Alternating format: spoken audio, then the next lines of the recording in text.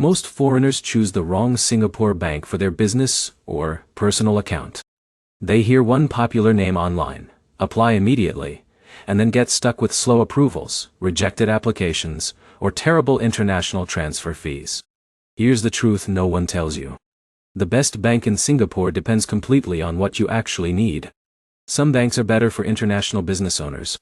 Others work better for expats, freelancers, or startups. In this video, I'll break down the top banks for foreigners in Singapore in 2026, including DBS, OCBC, and UOB. I'll explain the pros, the downsides, and which one makes the most sense depending on your situation. Let's start with DBS because this is the bank most foreigners hear about first. DBS is considered the biggest and most internationally recognized Singapore bank.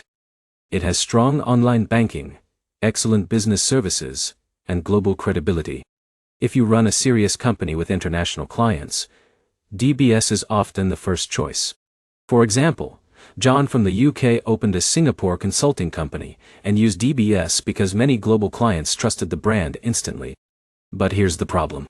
DBS can also be stricter during compliance checks. If your business activity looks unclear, approval may take longer. Now here's where it gets interesting. OCBC is often seen as slightly more flexible for foreigners and new businesses. OCBC has strong digital banking features, good multi-currency support, and easier onboarding in some cases. Many freelancers, small agencies, and online businesses prefer OCBC because the user experience feels simpler.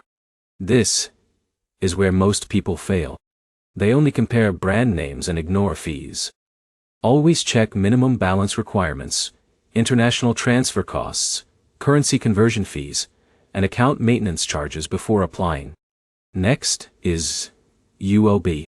UOB is popular with traditional businesses, regional Asian trade companies, and entrepreneurs working across Southeast Asia.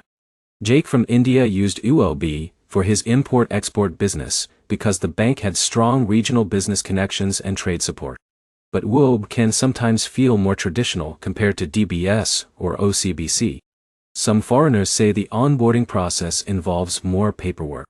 In a minute, I'll show you the smartest strategy many experienced entrepreneurs use. Instead of relying on only one bank, many foreigners combine a traditional Singapore bank with a fintech platform like Wise or Airwallex.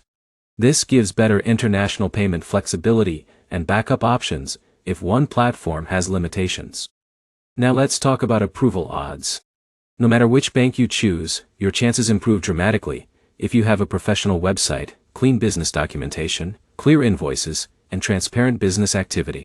Banks in Singapore care heavily about compliance in 2026. If your business looks risky or incomplete, even the best bank may reject the application. The biggest takeaway is simple. DBS is excellent for credibility and large-scale business. OCBC works well for flexibility and digital-friendly users. UOB is strong for regional business operations and traditional banking relationships. Choose the bank that fits your actual business model, not just the most famous name. If this video helped you, hit like, subscribe, and comment below which Singapore bank you would choose and why.